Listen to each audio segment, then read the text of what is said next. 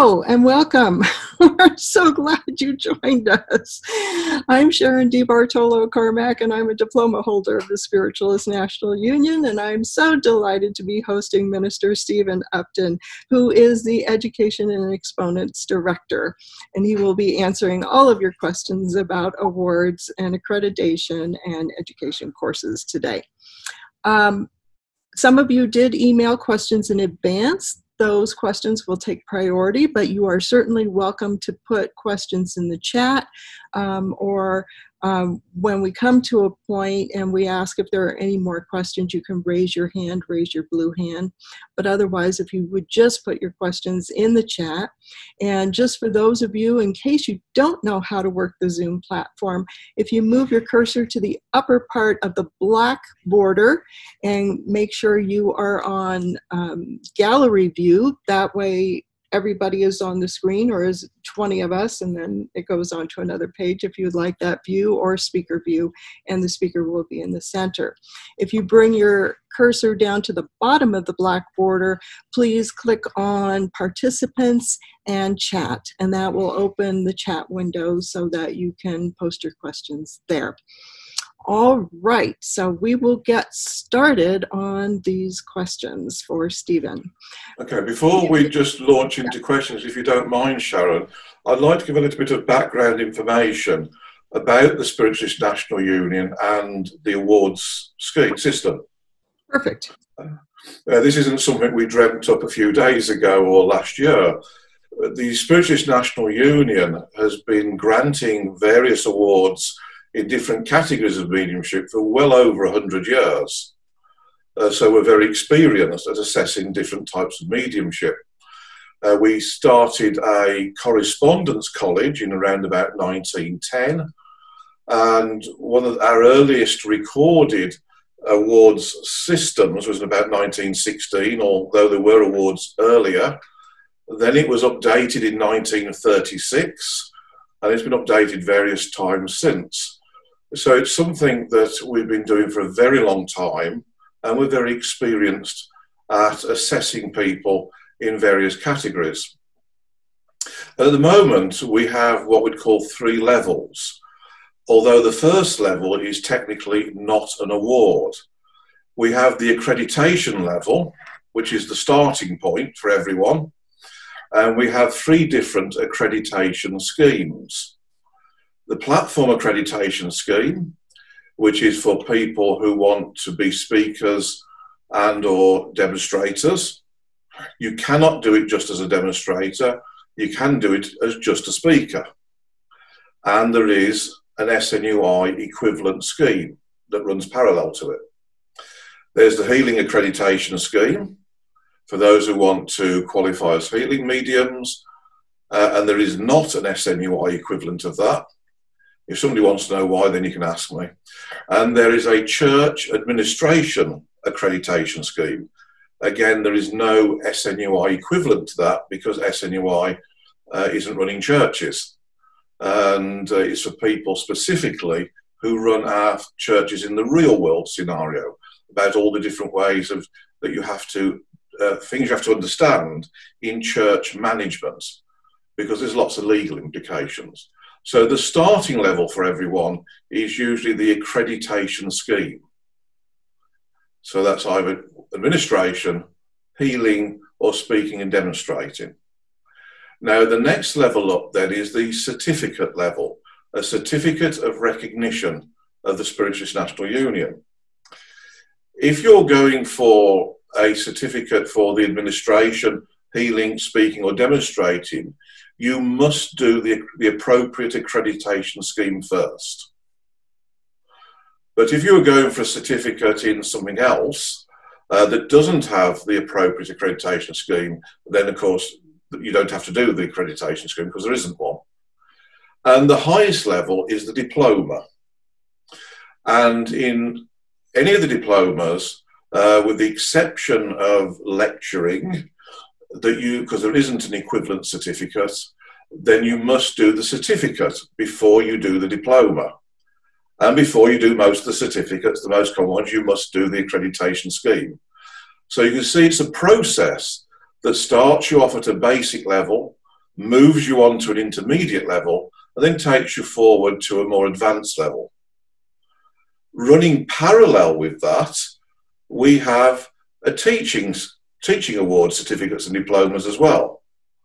And they're linked sideways to their appropriate certificate. For example, once you've got the certificate, say in healing, you can then qualify, get the certificate as a teacher of healing mediumship. Once you've got that, you can, and then you upgrade your certificate in healing to a diploma in healing. You could then, if you wish to, upgrade your teaching certificate in healing to the teaching diploma in healing. And finally, beyond that, we have something called a TSNU, a Teacher of the Spiritualist National Union, in 4 different categories. And that is someone who is qualified to teach people how to teach different categories of mediumship. And just an example, the whole system, say, for healing, you start off at the accreditation level, move on to certificate, move on to diploma, and in parallel, the teaching certificate, teaching diploma, all that before you could go for the TSNU, someone qualified to teach teaching. In fact, the whole history of the SNU, only 3 people have done that. And I'm one of them. Not wishing to sound boastful, but I'm one of the 3. Minister Judy Seaman's the other, and Minister Nora Shaw, that's the 3 of us who have the TSNU in the healing category. So it's a very extensive scheme. Combined with it, there's also the academic aspect, which is our education courses. And for every award, there is a corresponding academic part of it. We're just in the process now of bringing these into a more integrated format. Prior to a year ago, in fact, go back a little bit further, prior to either 2 or 3 years ago, I lose track of time, we had 3 separate committees that dealt with all of this. The Healing Committee dealt with all matters to do with healing, the Healing Accreditation Scheme. We had an Education Committee that dealt solely with the academic aspect, the written work. And we had a Training and Awards Committee that dealt with the awards. And the problem with that system was that there was no, what I call, joined up thinking. The Education Committee wrote the academic side, the Training Awards decided what the practical element would be, and they thought, okay, what is the nearest course that fits what we want to do? We'll use that. That's all changing now. 2 or 3 years ago, the Training and Awards Committee and the Healing Committee were amalgamated to form the Exponents Committee. So we were down to 2. And July of last year, we changed that again, and we formed the new Education Exponents Committee, which is an amalgamation of all 3 of the former. We've now got joined up thinking. We've just launched on, whenever it was, 1st of July, I think, the new platform accreditation scheme. And this scheme is the first example where the education course, the academic element, TPS1, the practical side and the training were all written together by a single body of people, not bringing it together as completed pieces of work and hope they fit, which they kind of did, kind of didn't. So now, TPS1, every section has learning objectives. The training in PAS for each section of that has the same learning objectives. And finally, when we assess you, it has the same learning objectives running all the way through. So for the first time, we've now got a fully integrated training program. The academic, the practical, and the assessment all were written together as a single training program. The Healing Accreditation Scheme, that was our first attempt at doing it, which was almost there. And we've just recently rewritten the academic side to bring it in line with this thinking. And we'll revisit that eventually to fully integrate it. And we're now working on the next level up for speakers and demonstrators, which is the certificate level, where we'll have a TPS2, the academic element, the practical element in the training for the certificate. And in the past, we haven't offered training for certificate level or diploma level. From now on, we're working on devising training programs, because at the end of the day, we want people to learn from it, to improve their standard and their knowledge, and qualify for the certificate or diploma. Sending people into assessments without fully understanding what's required of them makes no sense to me. People very often will fail. We're now, in the past, in a sense, we were setting people up to fail, but many were good enough to pass. Now, we're training people to pass. We're training people to meet the standard that is required when they go to their final assessment board. And that makes far more sense to me. Training people to be successful. And we should therefore get, ultimately, a far higher success rate, happier people, because people aren't terribly happy when we tell them they failed, but also more encouraging that those that get through the accreditation will want to move on to the certificate, who will then want to move on to the final level, the diploma. And to give you an example how this system, to a large extent historically, has not worked, when we looked at the Healing Accreditation Scheme 3 years ago, out of all of those that registered to start it, for the academic element, H1, I'm trying to think of the figures off the top of my head, so I could be slightly wrong. I believe it was 25% didn't start it. Out of those that started it, and again, I can't remember exact figures, it was another 40% never finished it. So we're looking at 3/4 of the people that started it didn't finish the academic element. Out of that small percentage then that finished it, I think it was 5% went on to getting the certificate. 5% of the original people that signed up got a certificate, and 0.5% eventually ended up with a diploma. 0.5%. One person in every 200 that started the process got to diploma. That's not sustainable in the long term. So that's why we changed the whole process now, where we're training people to be successful, and it's a more encouraging process to move on with our personal development and training in a particular subject from one level to the next, to the diploma level. And that's where the current thinking is now with the Education and Exponents Committee.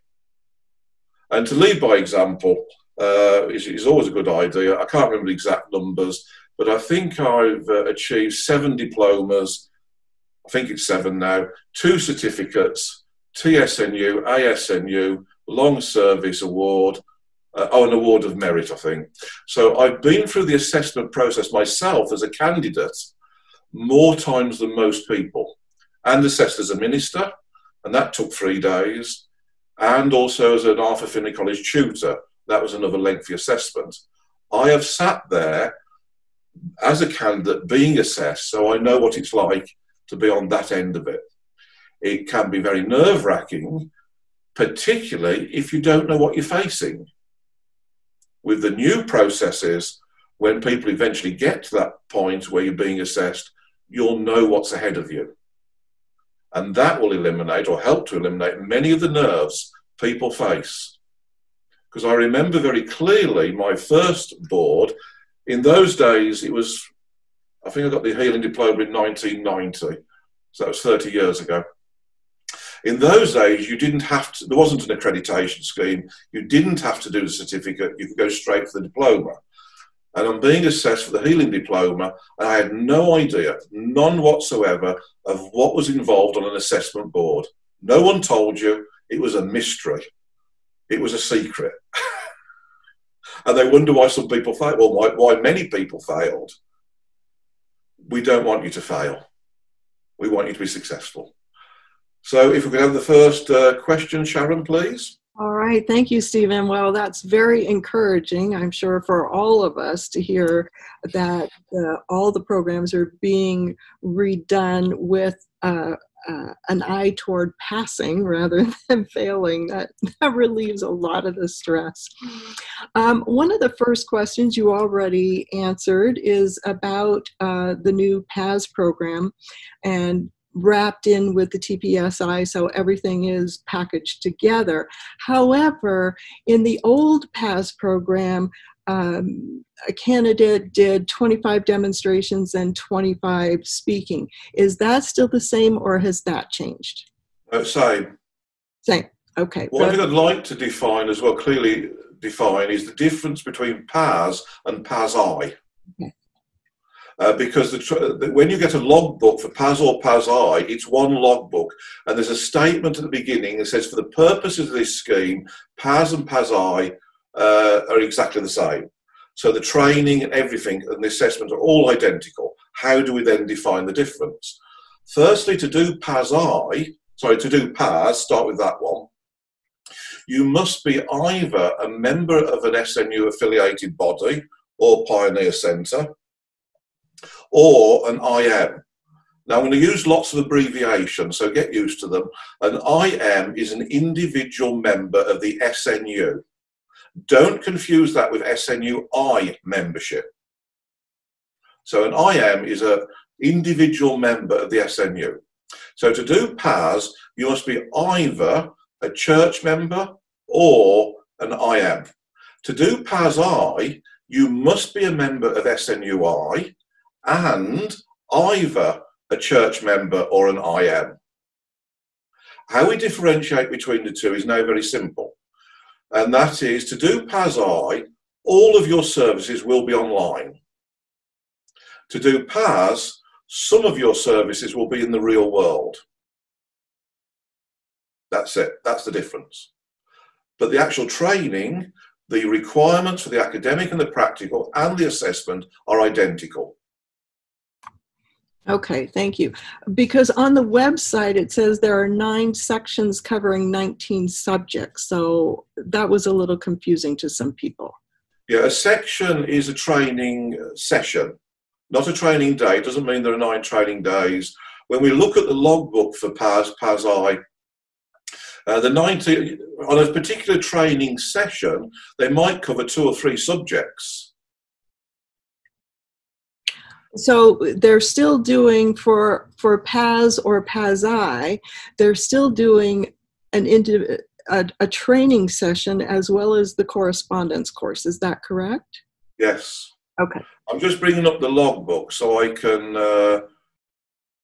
actually give you an idea as to what the titles are of these training sessions and what the actual subjects are.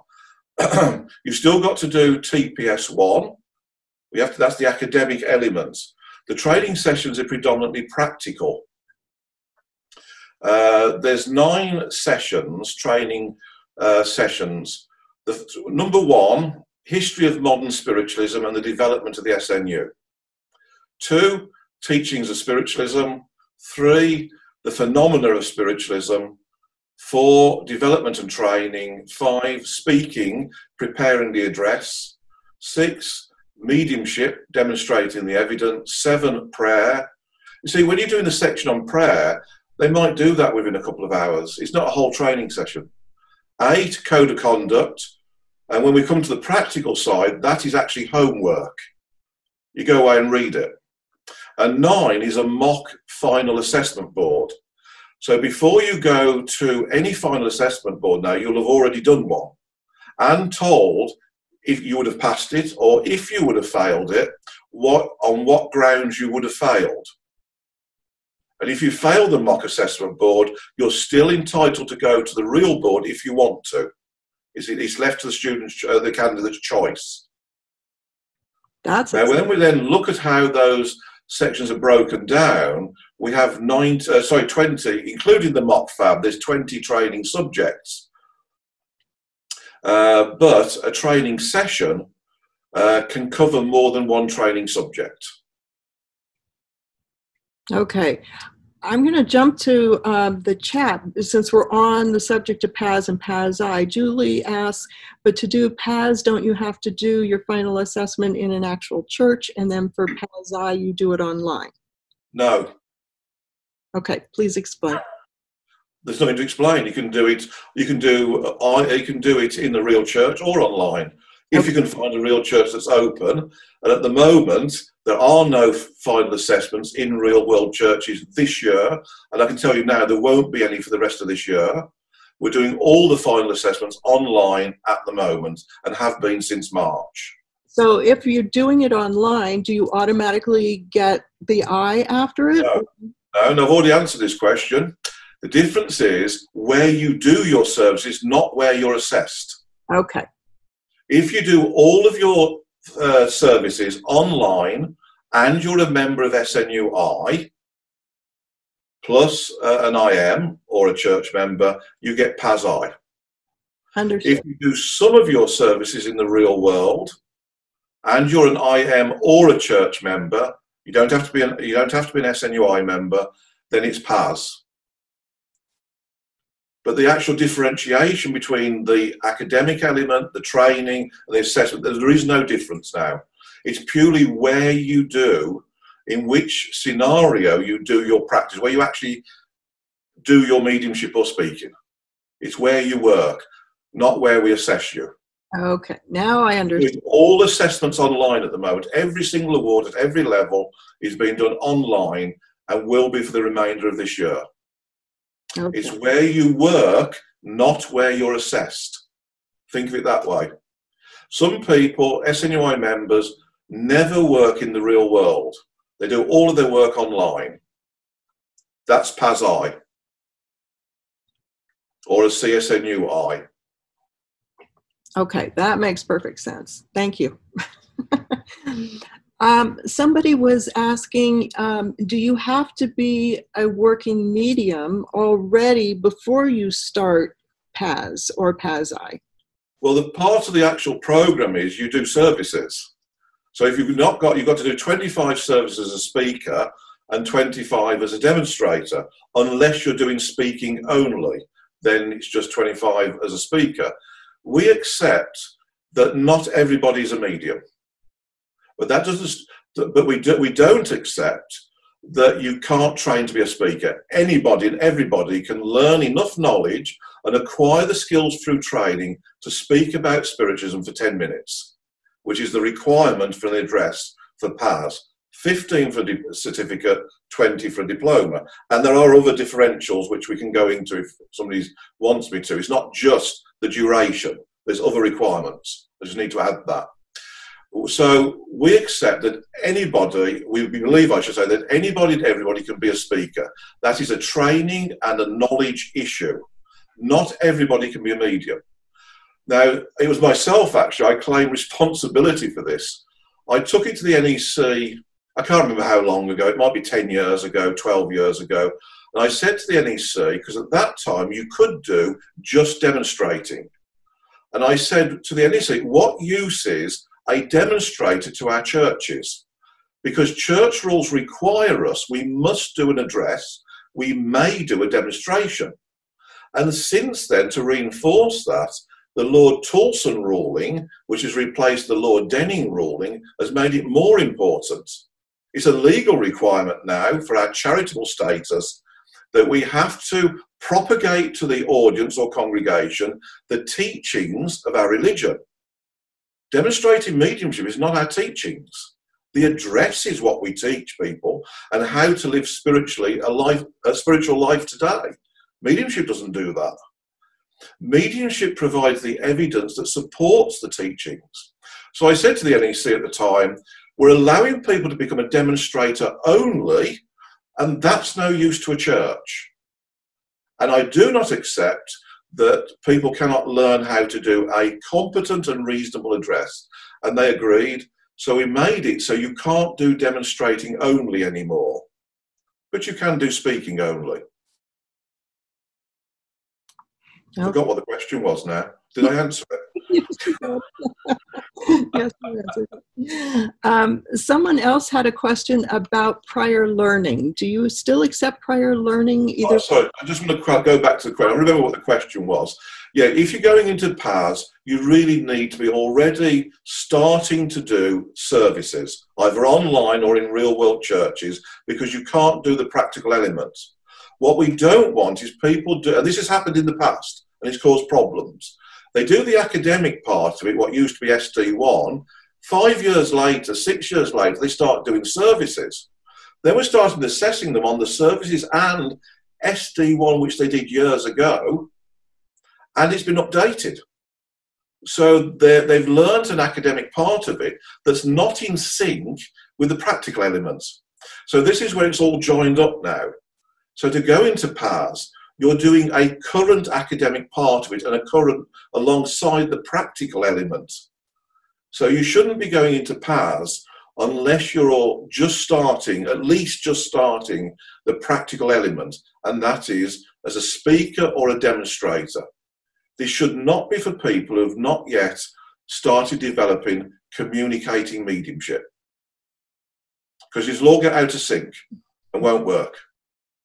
So sorry, what was the next question? Okay, no, that's good. Someone had asked about for accreditation or CSNU, do you still accept prior learning, and what would be acceptable if you do? It depends what it is. Every case is looked at individual. We have RPL, which is recognition for prior learning, and it would depend on what it was. Now, for example, if you held a CS, and this is purely an example, it's not definitive. If you were an SNU member 10, 15 years ago, and you achieved CSNU level as a speaker demonstrator, and for whatever reason you went away from it for more than 5 years, and you came back, rejoined, you cannot reclaim those awards if they've been lapsed for more than 5 years. You start again. So that may be one example where somebody says, well, look, I was a CSNU demonstrator for 10 years, 8 years ago. I'm now an IM. Could I RPL PAS for speaking and demonstrating and go straight for to try and requalify for CSNU? We wouldn't RPL the CSNUs in that case. We may consider RPLing the PAS level, particularly if we knew the person, they had a track record. That's one example. But every case is looked at individually. There's an application form they put in. It's looked at by firstly the coordinator, who will then, if he feels there is a reasonable case, will send it through to the committee to look at. So I can't give you other examples, to be honest, because everyone is individual. Okay, all right, thank you. Someone is interested in becoming a minister of the SNU. Yep. What are the training and requirements for that? Firstly, you can't apply. The thinking used to be many years ago, the type of person that would apply is not the type of person we want. Sounds a bit weird, I know, but that was the thinking years ago. Now, the first thing is, trainee ministers are selected. And we only select them from a fairly small pool of people, and that is people who are already officiants. So the question has to be, how do I become an officiant, not a minister? So you've got to become an officiant, and then we would look at you then, possibly, and invite you to becoming a trainee minister. So the officiant is something you've got to look at first. To be an officiant, you can apply. And I'm going from memory now, and I have to look it up in bylaws to get the requirements exactly right. Firstly, you must have a speaker's certificate before you can apply. Also, you can be recommended. As a minister, I can recommend somebody to be a trainee officiant. In fact, I've recommended 2 or 3 people in the last year. I was at a board at Stafford. In fact, somebody from SNUI was being assessed. I was very impressed with their speaking and their demonstrating, although you don't have to be a medium to be a minister. I was very impressed with their level of competency as a speaker and other work that I saw them do, and I recommended them. I asked them if they were interested in the ministry, and they were, and I recommended them. But you can apply. So you must have a speaker's certificate. And you must be an IM. We've got to be an IM to have a speaker's certificate. And you must have been an IM, and this is the bit from memory. I think it's 3 years. but that's from memory. I'd have to look it up in bylaws G, and rather than slow down the session to get the bylaws out and check, I'm going from memory. I think it's 3 years as I am, and you must have this. I know that you must have the speaker certificate. If you apply, then they would interview you. MAC, when I say they, MAC, another acronym, Ministers Administration Committee. They would interview you for your suitability. It's more about suitability than qualifications. And if they judge that you are suitable, they will then recommend to another acronym, the NEC, the National Executive Committee, which is the Board of Directors. And then the NEC would decide, yes, because the NEC is the appointing body, we would appoint you or not as a trainee officiant. And whilst you're a trainee officiant, there's a whole process of training you go through.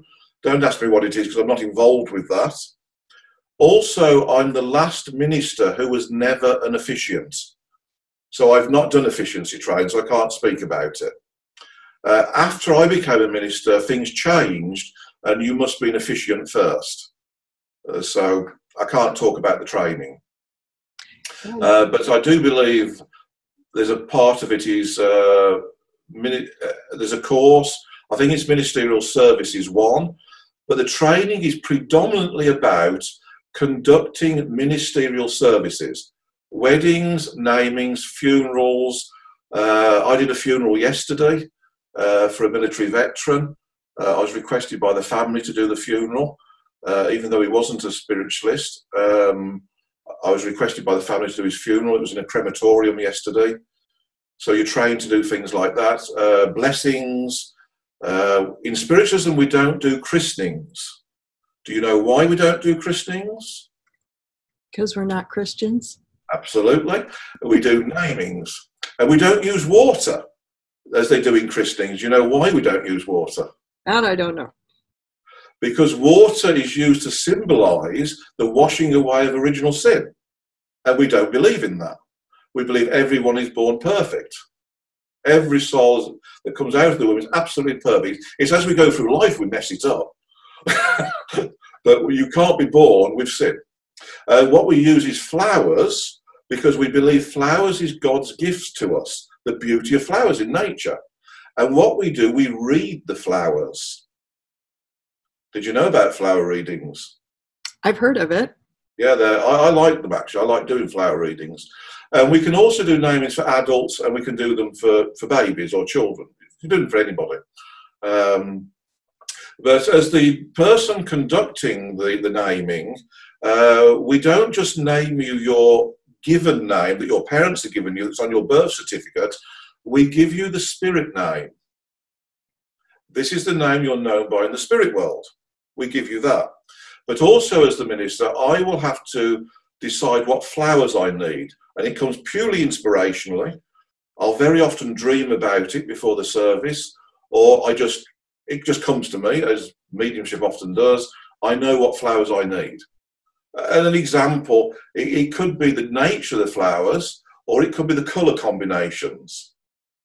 I was doing a baby naming in Switzerland a few years ago, and I knew that I needed red and yellow flowers. I didn't know what type, and in fact, I didn't think it mattered what type. I knew I needed red and yellow, and I needed them in proportion, that I needed twice as many red as yellow. So I said to my translator, on the way to wherever we're going to do the naming, we need to call into the flower shop. I'll know the flowers when I see them. 5 flower shops later, we're running out of flower shops now, and I haven't seen them. The last flower shop, a few hundred yards from where the house we're going to, walk and look around, there they are. I think it was 6 of them and 3 of them. 6 red, 3 yellow, that particular shape. Because when you come to read them, the inspiration from them, for example, how many buds are on a stem, how many leaves coming out of a stem are meaningful. If the stem on one is longer than another, it's meaningful. The petals, are the flowers in bloom or in bud? That's meaningful. So when we do namings, we use flowers, and we do a flower reading as part of the naming.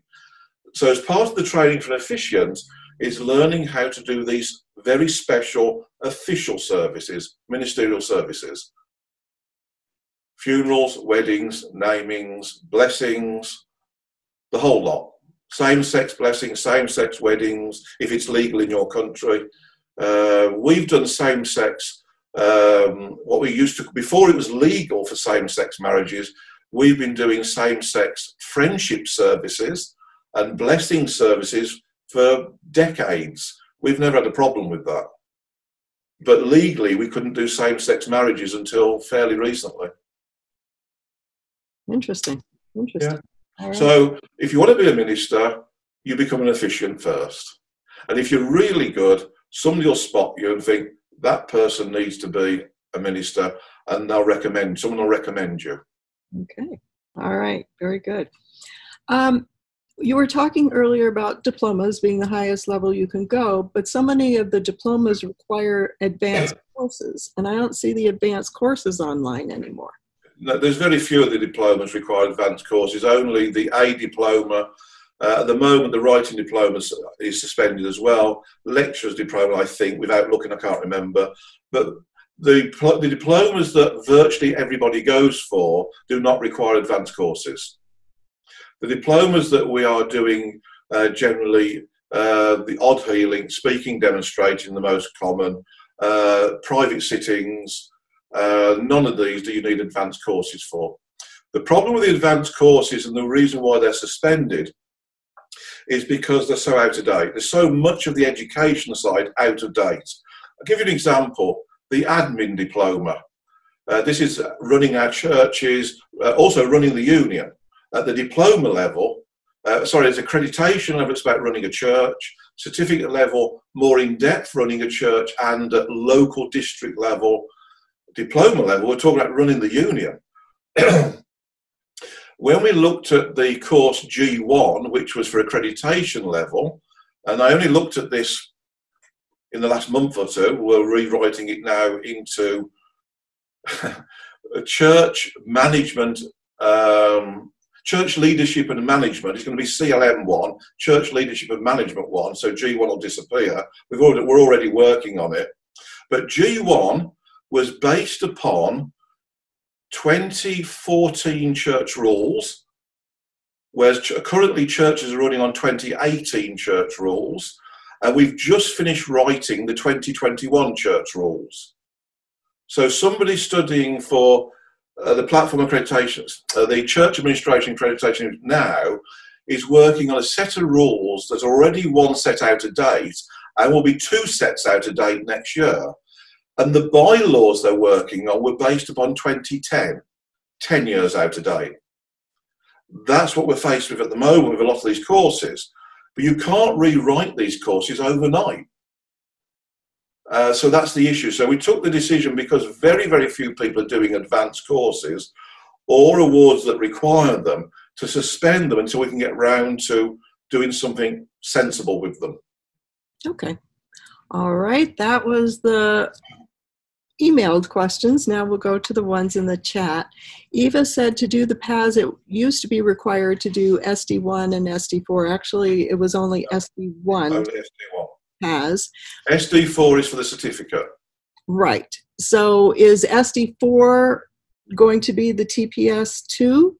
Eventually, yes. Eventually. Okay. Anybody who's got PAS or PAS-I now and who wants to upgrade it to certificate should do SD4 now. Don't wait for TPS2, because you could do SD4 while you're waiting and get it done. And if you, we're also saying with SD4, anybody who passes SD4 with a grade B pass or higher since the 31st of December 2018, it will be valid for PAS once we've scrapped SD4 and replaced it with TPS2. It'll still be valid. You'll have to read TPS2, because you won't be able to do the actual training for the certificate, but you won't have to do the test papers. My advice for anybody who's got PAS or PAS-I who wants to upgrade its certificate, sorry about that, do TPS, do SD4 now and get it over and done with. Okay, good. Turn the phone off. Okay. That answer your question, Eva? Yeah. Okay, good. Does Eva already have PAS or PAS-I? Eva, do you already have PAS or PAS-I? No, I'm thinking of it for 2 years and I can't come to a conclusion. Well, by the time if you signed up for PAS or PAS-I right now, the length of time it would take you, you'd probably find SD4 has disappeared by then. Now, we've had, for some reason, there's been some misinformation out there in the world. We've had people doing SD1 and SD4 and then doing PAS. SD4 was never a requirement for PAS. And that's caused some confusion because we've got people now saying to us, well, I did SD4 5 years ago and I'm just finishing PAS. Can I count SD4 towards CSNU? Well, yes, you can right now, but the moment we replace it with TPS2, if you passed it before 31st of December 2018, then no, you can't. It's too out of date. So the thing is now, don't do SD4 unless you've got PAS. By the time you've done PAS or PAS-I, the chances are TPS2 will have replaced SD4. Okay, thank you. Thank you, Eva. Daniela asks, how do you walk the path from CSNUI teacher in healing to diploma teacher? Is that H3 and H4, and will H3 and H4 also be updated? There isn't a CSNUI in healing. She's the CSNUI teacher in healing. She's already got her CSNU in healing. Yeah. She'd firstly have to upgrade. Sorry, does she want to upgrade a CSNU in healing to the diploma in healing, or the CSNU IT? Daniela, come on in. You explain it. Which is it you want to upgrade, or both? Hi, Stephen. That's very difficult what you're asking me. Because in the beginning you're talking about upgrading your teaching into diploma. Yeah. But I have my CSNU in healing and I got my CSNUI teaching in healing. Yes. And I've got my H3 in the home. Yes. And I've spoken with Andre and he talked about walk the pathway to the H3, H4 to the diploma holder and then upgrade. Okay, there's two things there, two issues. The first thing is to upgrade your CSNU, healing CSNU to the healing diploma. Yeah. Do H3 and 4. Yeah. And then we'll assess you. Mm-hmm. If you then wanted to upgrade your CSNU-I teaching in healing, there is no DSNU-I. Oh. You'd first have to upgrade your CSNU-I in healing, teaching in healing, to CSNU teaching in healing. Mm-hmm. But I can't online, I guess. I can't answer that now. At the moment, we've got to do everything online because we can't do it in the real world. When all this COVID-19 situation's over and we're back to some sense of normality, you'd probably have to go to Barbanell Centre and do a training course there or be assessed there, teaching in the real world. Okay. It's different. So you'd then upgrade your CSNU-I teaching to CSNU in teaching. And if you've then already got the DSNU in healing, you could upgrade your CSNU teaching healing to the DSNU teaching healing. There's two separate upgrades required. Okay, and is the H3 and the H4 also on the plan for upgrade? Yes. Or changing? Yes. So is it better to wait or just start with it? Depends how quick you are. And not. Or not. We've just replaced H1 with SH1. We're now currently working on TPS2, and then we'll move, which is certificate level. Then we'll move on to SH2, which is healing certificate level, before we get round to diploma levels. Could be a while. But H3 and 4 will be replaced by SH3 eventually, one day, after we've slept a lot. Okay, I'm just going to start, okay? We're working on the certificate levels now. Yeah. Yeah. Before we get to diploma levels. If you're really good, and I don't mean good as a person, good, get on with stuff, you could do H3 and 4 before we've replaced them. Yeah, I will. And remember, the SH3 will be taking H3 and 4, deciding on what bits we want, what bits to update. So a lot of what you'll be doing will be incorporated in SH3 anyway. But I suspect we won't have SH3 done this year. Okay. I don't think we'll have it this year. Okay, then I will start. Thank you, Stephen. Okay, very good. Linda asks, can the practical elements of PAS-I be a mixture of church work and online work?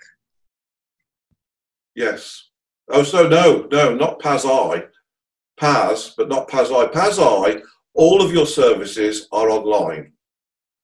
PAS can be a mixture. Okay. Okay. Angela, I see your hand is up. Is that based on the question that you have below, or you have another question or comment? No, it's different, Angela. A different Angela. Yeah, but your hand is up, Angela. Oh, which Angela are you talking about? The other Angela, okay? Okay. All right. I don't care. Okay. Whichever one. All right, that's fine. Isabel asks, how do you become an officiant? If you want to apply for officiant, what do you do to become? You've got to have the CSNU as a speaker, and you must have been an IM. I believe it's a minimum of 3 years. I can check it up, but it'll take me 2 or 3 minutes to check it if you want me to, but I believe it's 3 years. It changed recently, actually, but I believe it's 3 years. And then what you do, you apply to MAC, the Minister's Administration Committee. You tell them you've got the speaker certificate, you've been an IM for the minimum required time. I'm going to look this up to make sure I'm not misinforming you. Bylaws G. You can download all this from the SNU website. Bylaws G is the one for all the awards and etc., accreditation schemes and awards. Tells you in here everything you need to know about that. Procedure. Oh, sorry, no, it's bylaws H for appointments. Bylaws H is appointments. Awards come under G, appointments. Where are we? Ministership, efficiency. Candidates for training for the efficiency. Okay, you must have been for the preceding 3 years an individual member. So I was correct. And you must hold the certificate of recognition. That's it.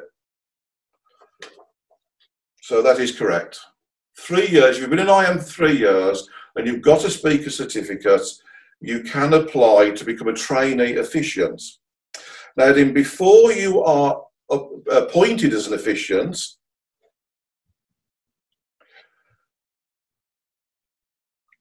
you must have been an individual member for the preceding 4 years. So if you completed your training in under a year, you'd have to wait. Prior to attendance at the board, passed at grade B or higher the basic administration course G1 and either G3 or MAC 1. Those are 2 education courses. So you've got to do 2 education courses. Prior to attendance at the board, you must have passed at grade B Ministerial Duties course MD1, so that's 3 courses you've got to do. And prior to attendance at the board, you must have satisfactorily completed the practical training. So the training period is a minimum of 1 year and a maximum of 5, and there are 3 academic courses and there is practical training. But to apply for efficiency training, you've got to have been an IM for the 3 years and have the speaker certificate. Okay, Isabel, yeah, you have a further question on that? Yes, I used to be a mass membership for years, but my husband became ill and I had to take it back and I didn't renew it. At that particular time, I had to get 2 people to sign membership and put forward. Is that still the case for the IM? No, you can go to the SNU website right now, become a full IM immediately. You don't need any sponsors anymore. There's no provisional IM anymore. We scrapped that in February this year, the provisional, and we scrapped the 2 sponsors a decade ago, a long time ago, the 2 sponsors. Again, that's something I argued at the NEC that I thought was stupid, so we got rid of it. So no, you can go to the SNU website right now and become an IM. You have to effectively, there's a statement where you're stating, I'm not a member of another religion, you accept the 7 principles. And I'm going from memory, so I can't remember all of it. You're stating you're not a registered sex offender, and I think you've got no outstanding charges for an indictable offence. Are you a criminal? Okay. No. Then you should be okay. So there's a I statement. haven't murdered my husband. There's a declaration that says, I accept the 7 principles as the basis of my religious philosophy. I'm not a member of another religion. I don't hold any awards or appointments or positions in another religion, I believe.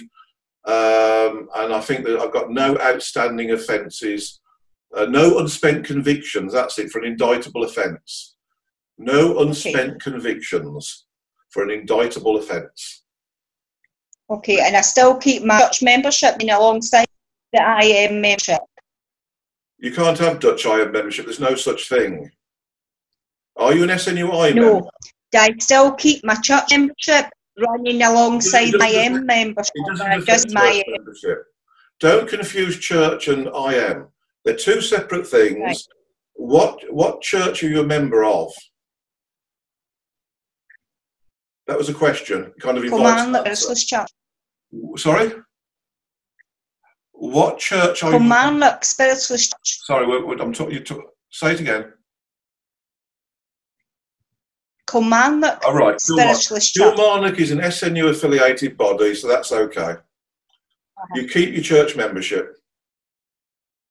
Right. Okay. Thank you very much. Thank you. We could do with some more efficiency up Kilmarnock way. I was assessed to go down at Stansted, but after that I didn't do the paperwork platform assessment because my husband's ill, so I'm considering coming back in all again, doing the paperwork, but I also don't even know how to apply to do that. Okay, just go to the SNU website, snu.org.uk, and in there somewhere you can become an SNU IM immediately. Okay, the other question I've got, I don't have a laptop, can I do hand and stuff, or do you prefer it email? You can apply to head office for an application form. It's easier email. Sorry, not email, it's easier through the website. You don't email it, it's done through the website, direct into the database. But you can get a paper application form if you want one. You'd have to contact head office. I'm not very... Right, okay. You've got internet access. Thank you. You've got internet access, else we wouldn't be talking now. Just go to the website. Have you got a credit card or a debit card? Yes. Then that's the easiest way. Straight through the website. Okay. Thank you very much. You'll save part of a tree as well. Thank you, Isabel. Sorry? You'll save part of a tree if we don't use paper. Thanks. Okay. Thank you. Okay, Ricky has a question. How long does it take to do PAS? As long as it takes you. There's a maximum length of time of 3 years. Okay. It's however long it takes you. We don't put a minimum on it. Okay. As long as it takes you to do your 25 services in each discipline, as long as it takes you to finish TPS 1, but you have a maximum period of 3 years. Okay. Kimberly is asking, do you need TPS 1 or PAS-I to do the SD course? I know it used to be you had to take SD 1 before you could take any of the other courses.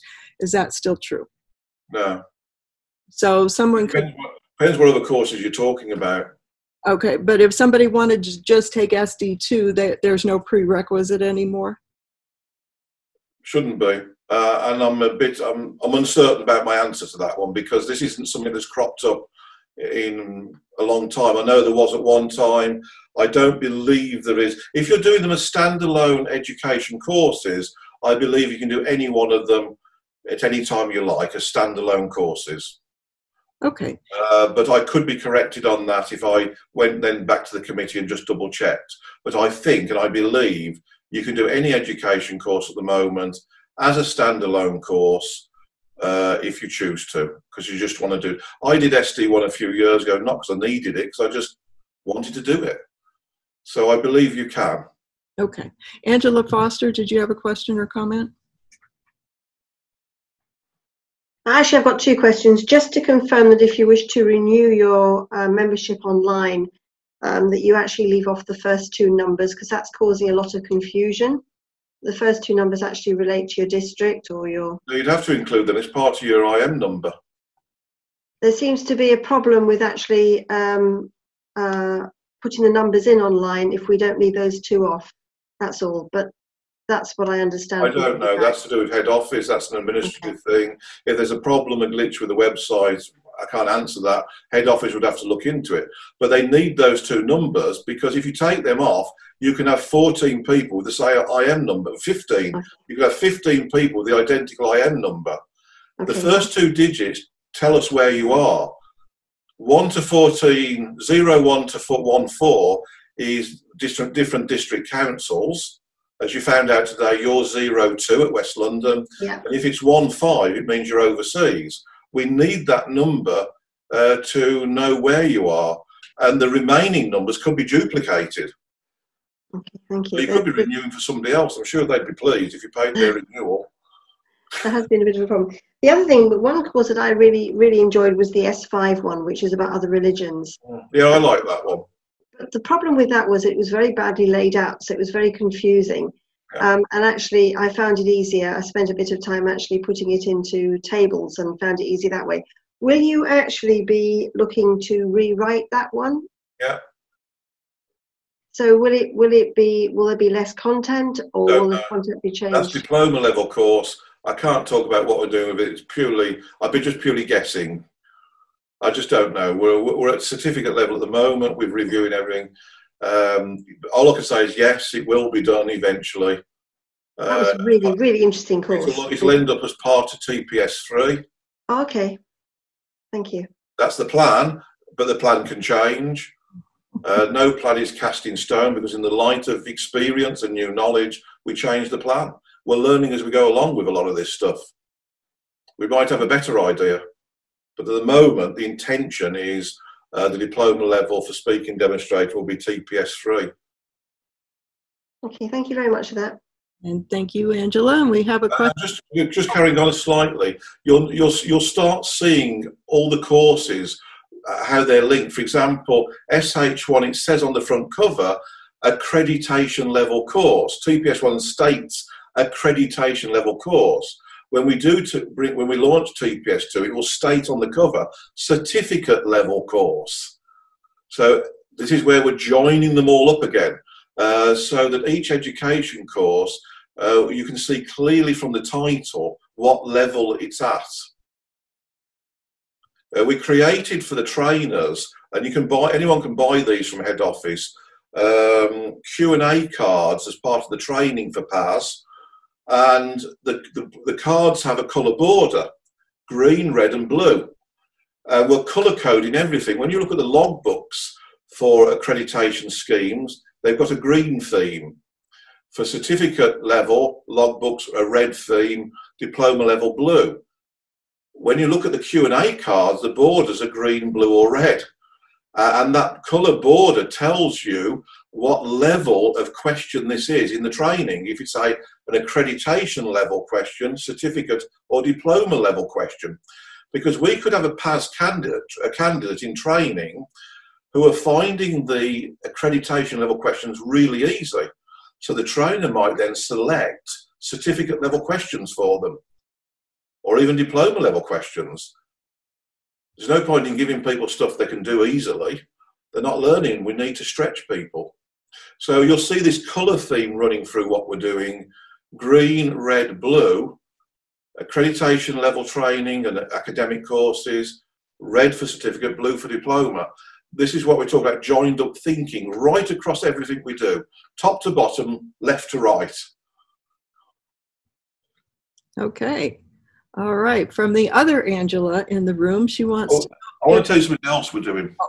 Because we haven't launched this yet, but it's really good. I'm only telling you because Tim's online. If any of you have got the SNU yearbook, if you're an IM, you should have one. In there, there's a list of prominent dates within the SNU's history, spiritualism's history. We're creating a pack of cards based upon prominent dates. It's key dates cards. We've created a pack of cards for PAS trainers for Q&A and prompt speeches, because part of the training for speaking is prompt speeches. You pick a card, stump speeches, stump speeches.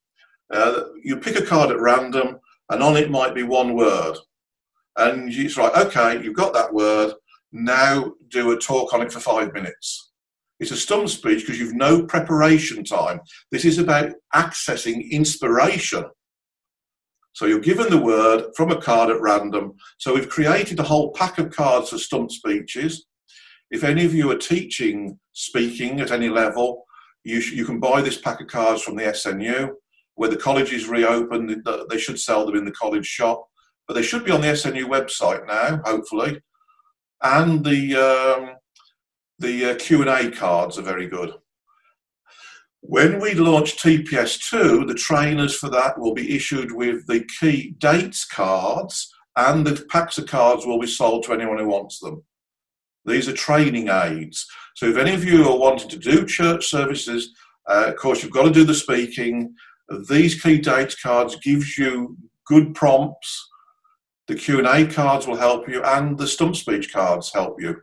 So we're creating, for the first time with these schemes, not just an education course, not just a training program, so all trainers work to the same manual, but training aids that go with the manual. Everything's joined up. Never done that before. It's only taken us, what, 130 years to get here?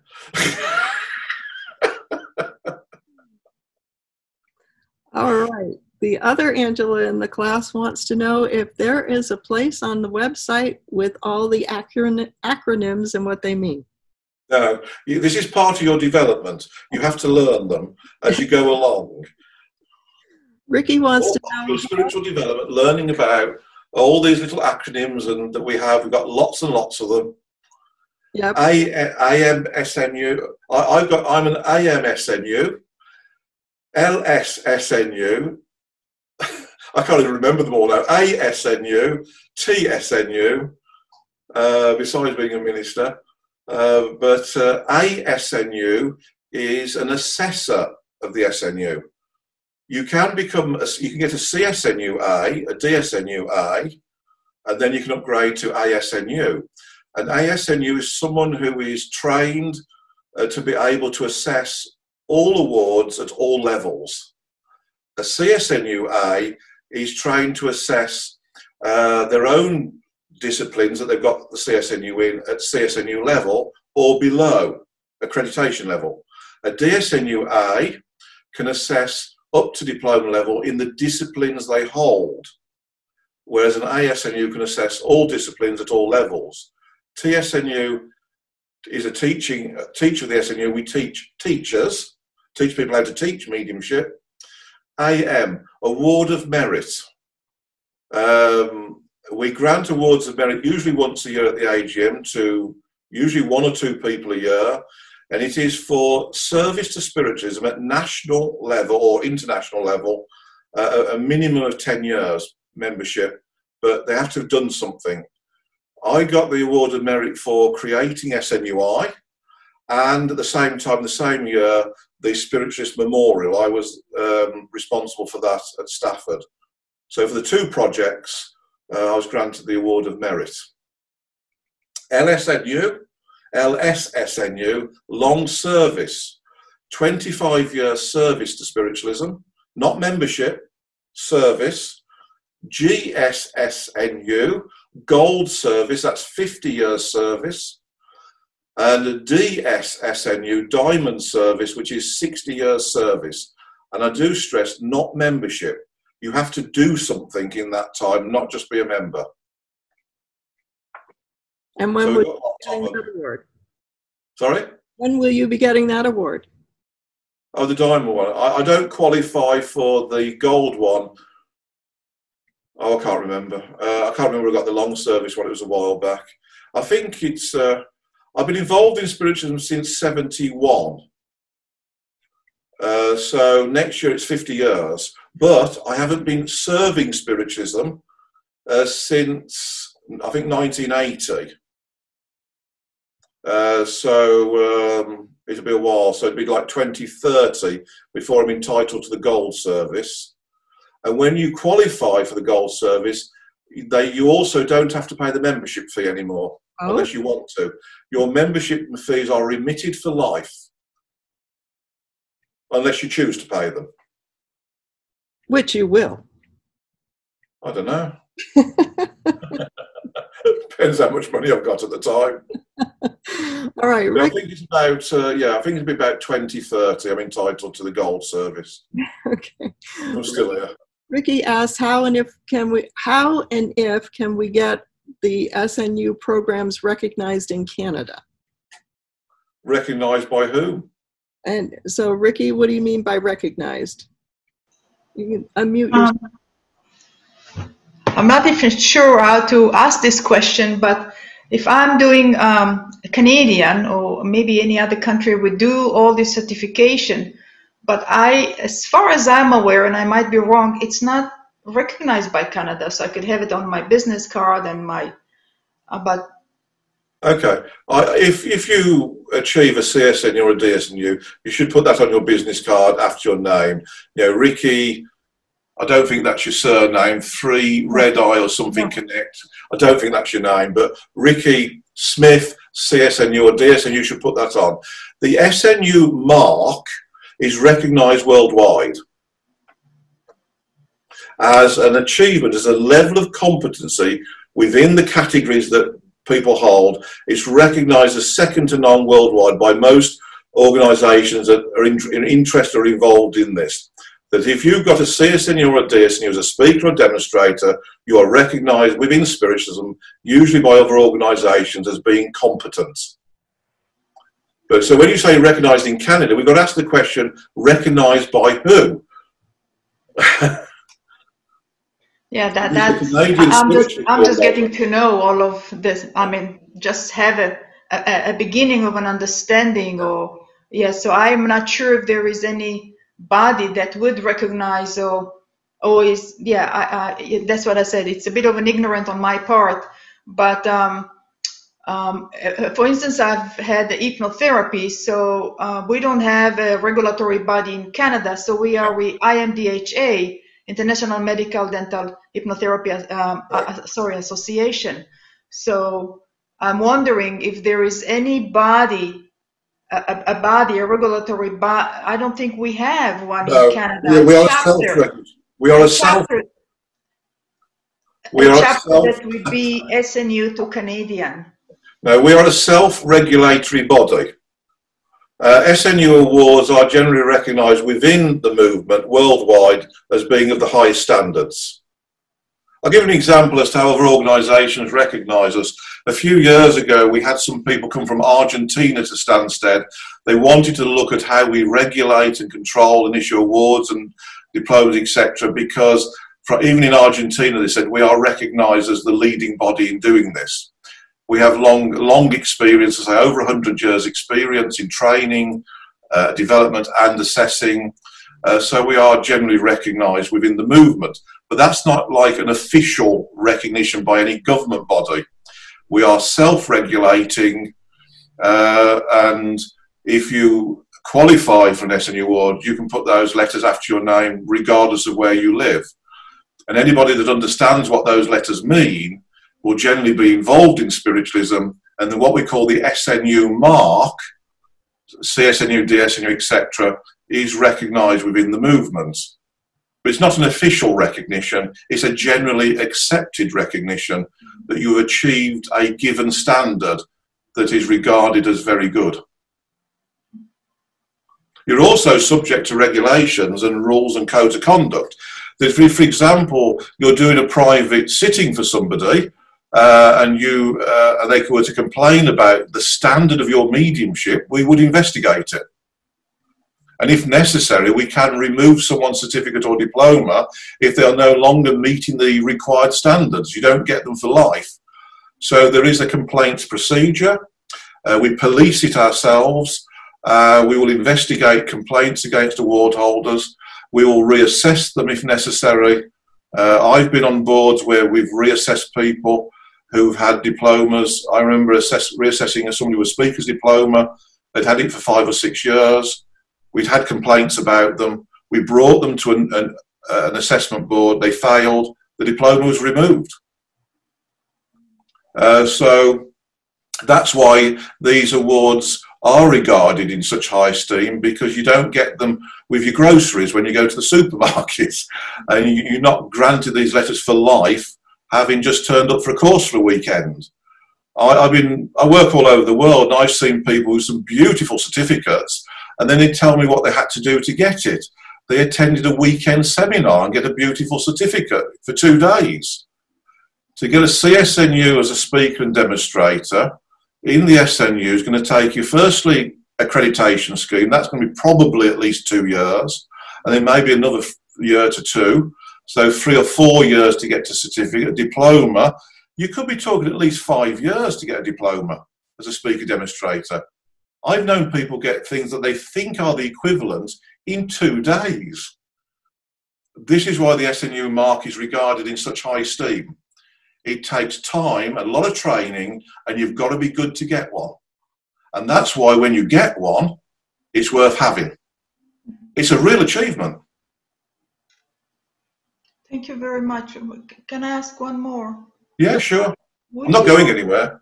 Would you give us, I'm Canadian, I live in Canada, how can we draw or bring more people attention to this system?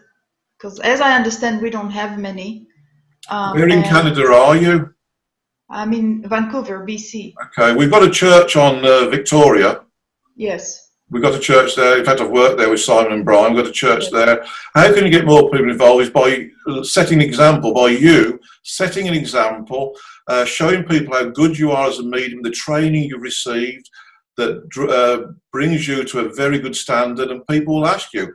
And then you tell them, well, I got my training through SNUI, through the SNU, and I'm a product of SNU training through the Arthur Findlay College, and yourself, you can say online through SNUI. So by you are our best advert. Not a website, you as a person. You are our greatest asset. So when you achieve these standards and you get your CSNUs and your diplomas, and you tell people, I rose to this standard for the training offered by the SNU.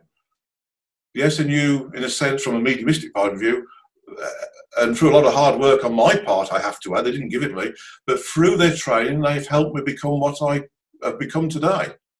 And I thank the SNU for that over many years of training and hard work on my part and a lot of practice. But you're our best advert, every one of you. Get really good, get your certificates and diplomas, and tell people. And they'll want to be like you. When you go and do that demonstration somewhere, and it's like one of those really good ones where you come off and you're thinking, yeah, that was good. And I don't mean in an egotistical way, because there's times I come off thinking, that could have been better. But sometimes you come off and think, yeah, we did it then, it was right. And you come off feeling that way, that's your best advert. When people think, wow, and they talk to you after, you say, how did you become so good? The SNU helped me. Training, development, and a lot of hard work. Okay, good. Thank you very much. Good point. Linda asks, can you upgrade from PAS-I to PAS, and if so, what do you do? Yes, you can. We would assess you. In normal times, you'd go to a real-world fab. At the moment, I don't know, because we haven't done one since we've had the COVID situation.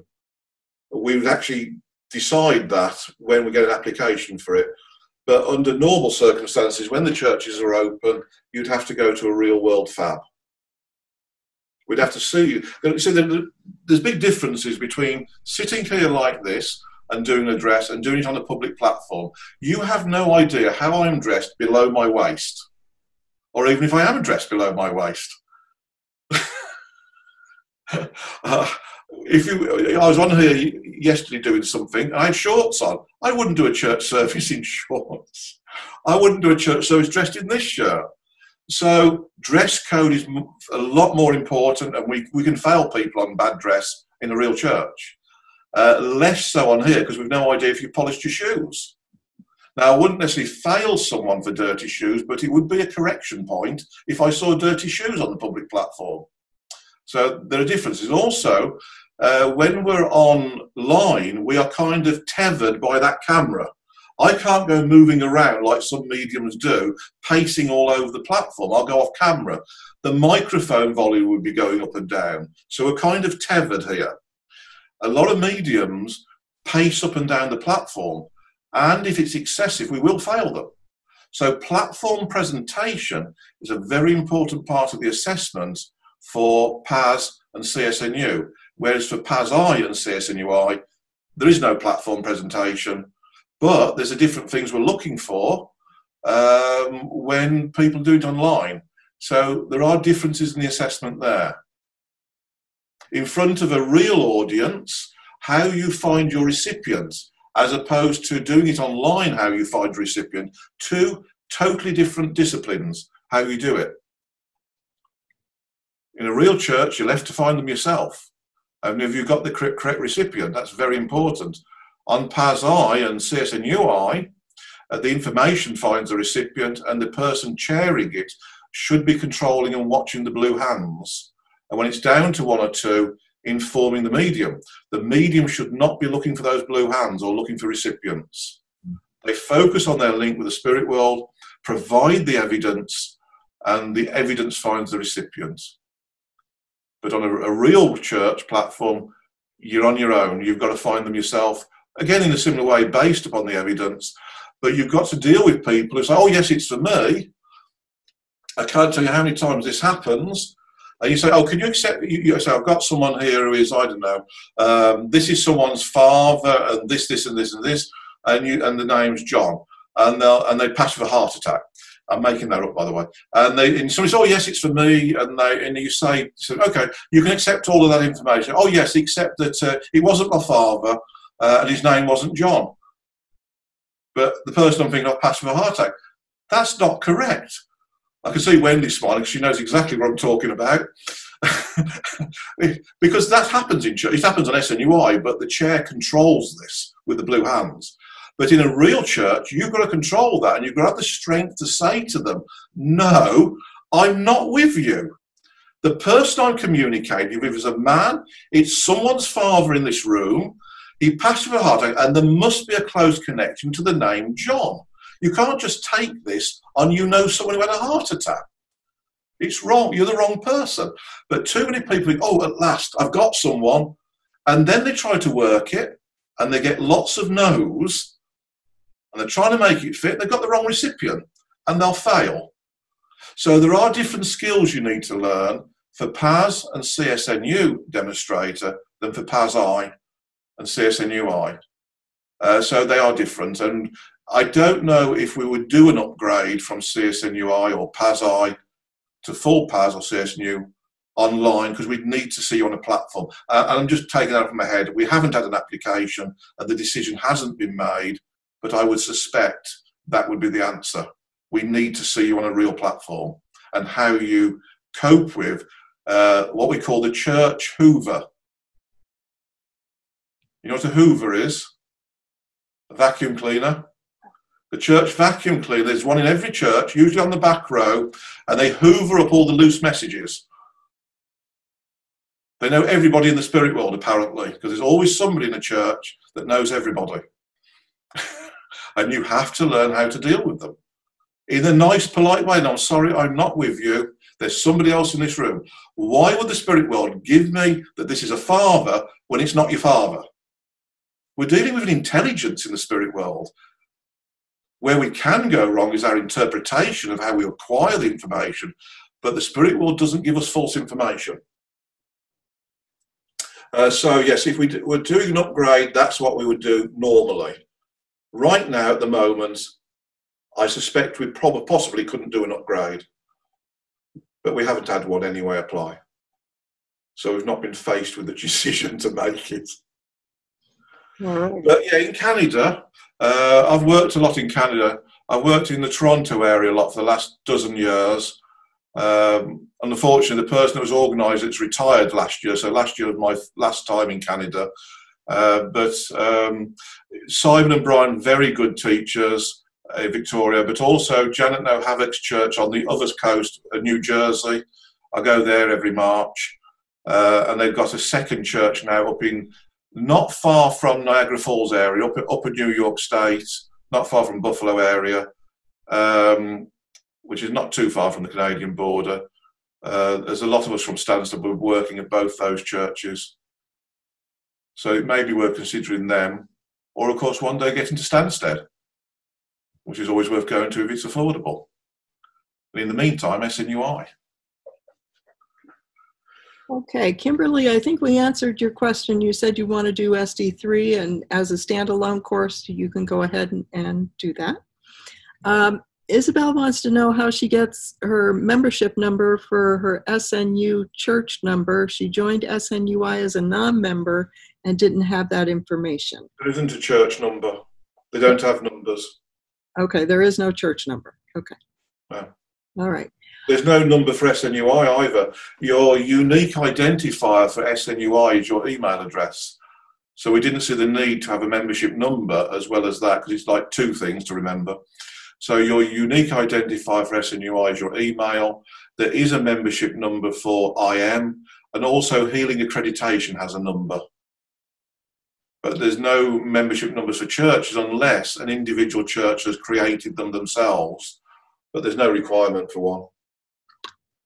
Okay, and then someone had emailed that she had heard that SNUI is no longer, the I is no longer international, but internet. It depends when the circulation goes out. Okay. When the circulation, which I think was posted last week, or it might be this coming week, there'll be amendments to bylaws, including bylaws I, which is the SNUI bylaw, the bylaws for SNUI. When that circulation is put in the post, because when we change bylaws, it doesn't become effective till we send it to the membership. The moment we post that circulation, that becomes so. The word international disappears. So it might have disappeared if they posted it Friday. But if they post it Monday, then at the moment today, it's still SNU International. But the moment that hits the post, that amendment, then it disappears the word international, correct? Okay, all right. Anyone else? Might be right, it might be wrong. Okay. Depends when they posted it. Okay, all right. Anyone else have any other questions? We have about a little bit more than 5 minutes left. Anyone else have any questions? Everybody's good? I'm just going to wind up. Oh, there's Ricky. I saw a finger from Ricky. Ricky? I hope it's a finger for asking a question. Recording afterwards, because it's so valuable. Where can we find to re-listen to everything? The recording will be processed by people in spirit. I don't know who does the processing. It's they're spirit people. And then it will be posted on the SNU or SNUI YouTube channel. So be sure you watch the SNUI Facebook page, because when the recording becomes available, it'll be posted there. Can I explain, Sharon? Yeah. What happens is a member of the committee gets it. She chops it off, and then she adds a prequel and a bit of music. Then she sends it to me as the secretary. I upload it onto YouTube, and when I've uploaded onto YouTube, then I let everybody know on the Facebook. So, but I do know that Daniela is away at the moment, so there will be a little bit of a delay. But normally it's quite quick. It just depends when she can get hold of it. But we will make sure that as soon as possible, we'll get it onto the system for you all. So I will let everybody know via Facebook that it's on the YouTube channel. Good. Well, sort of. It's all very mysterious to me, so I just press record, and then it goes. if you open all your chat room bits within Zoom, I'm going to drop a document into it. It's going in there now. This is called the prospectus. It's the latest version dated 21st of July this year, so that's how new it is. It's what we call a living document, so it does get updated on an ongoing basis. This is like our Bible for awards and education. This tells you everything you should need to know about the requirements for every award. But because it's a living document, that's why it's dated, because if you were to contact me in 3 months' time and say there's a question about the prospectus, my first answer will be to you, what date is the version you're referring to? Because this could be updated next week, it could be updated next month. But if you download this, this is the current version. And it tells you, there's a breakdown of the courses, all of the awards and accreditations and the requirements for them, the current requirements. Now, you'll see some items in it which are greyed out. We haven't deleted them, we've only greyed them out. They're greyed out because they are suspended, but they're not removed. Once we actually will reactivate them, they'll become normal text instead of greyed out. So you can still read what's there. They're not kind of redacted, but you can read it. But at the moment, you can't apply for those if it's greyed out. So the prospectus is our Bible, in a sense, for education and awards, all the information. If everybody asks a question, what are the requirements for a CSNU in private sittings? I will refer to this document, the prospectus. That tells all of us exactly what we should be doing. Ken, I know we have some country representatives here today. Are we allowed to share this with our country meetings? Yes. You can give it to anybody. It should be available as a download on the SNU website, and it should be issued to all new IMs on joining eventually. But yes, it's not a secret document. It's not confidential. It's public domain. Do what you like with it. Okay. Give it to the world. But it's, if you're thinking, what do I need to do to get this particular certificate or diploma? This is the document we refer to. Excellent. There's no more questions. I just want to wind up a bit. I don't see any more questions. I left school at the age of 15 because I hated it. No qualifications. I think for the last year at school, I didn't even go very often. As soon as I was old enough, 17, I joined the military, which up until that point was the best education I had. On leaving that, I discovered the SNU education, although I was involved in spiritualism even before I joined the military. I was still at school when I became involved. On discovering SNU education system, I discovered I wasn't really stupid or dim or thick after all, which I thought I was because I didn't do well at school. I realised that it was because what they were trying to teach me at school didn't interest me. Once I discovered the subject that really interested me, which is this one, I just went from course after course after course. Hence 7 diplomas later, 2 certificates, and I think I've done over, if you exclude the advanced courses, I've done most of them because I just liked them. I found that they interested me. So I'm a product of the SNU education system, besides the training I had and education in the military, and certainly not a formal education, because as I say, left at 15 with no qualifications, hated it. But the SNU has done a lot for me through its education system. Your best education as well is a combination of the academics, but also living it and working with it. Mediumship is experiential. It cannot be book learned. We can learn about it, we can understand it, but to truly be able to understand it and work with it, you've got to do it. But the academic side is important. I often come across people who say, I don't understand why we have to do courses, I just want to be a good medium. And my answer is simple. Are you telling me you don't want to understand what you're doing? Because I want to understand what I'm doing, because I can do it better. If I can understand how this functions, then I can find a way of being better at it. And it all works together. There's a triangle. We did a diagram in, I think it was in HAS, where it's one thing after another. It's a process I went through in the military. You had some theoretical training, practical training, tested. And we cycled through this in a spiral. Theory, practical, test. Then more advanced theory, more advanced practical, test. Every single bit of training I had in the military was in that process. Theory, practical, test. When they taught me to be a driver, because at 17 I went in the military, I couldn't drive. Part of my training had to teach me to drive. They didn't teach me to pass a driving test. They taught me to drive vehicles under any and all conditions, on-road, off-road. Before I was allowed to sit in one and start the engine, 2 days training before I could sit in it. I had to go around the outside, I had to go on the bonnet and identify all the bits and pieces. I didn't have to be a mechanic, but I had to know what that did. I had to know what tyre pressures had to be, etc. And they sit you in it and they say things to you that sound stupid. That big wheel, if you turn the wheel to the right, the vehicle stood. It was at that level.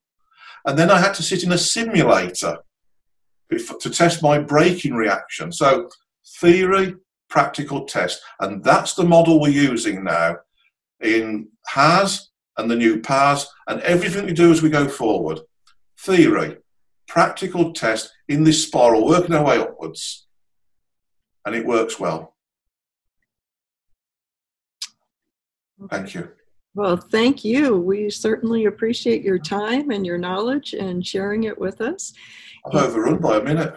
I know. You did really well. All right, ladies and gentlemen, we hope you enjoyed this and look for the recording as soon as we get that up. And we appreciate Minister Steven Upton and his time and knowledge. Thank you. Thank you. Good day, good night, good afternoon, wherever you are. Yes, we look forward to seeing you all again in another session. Take care, everyone. Bye.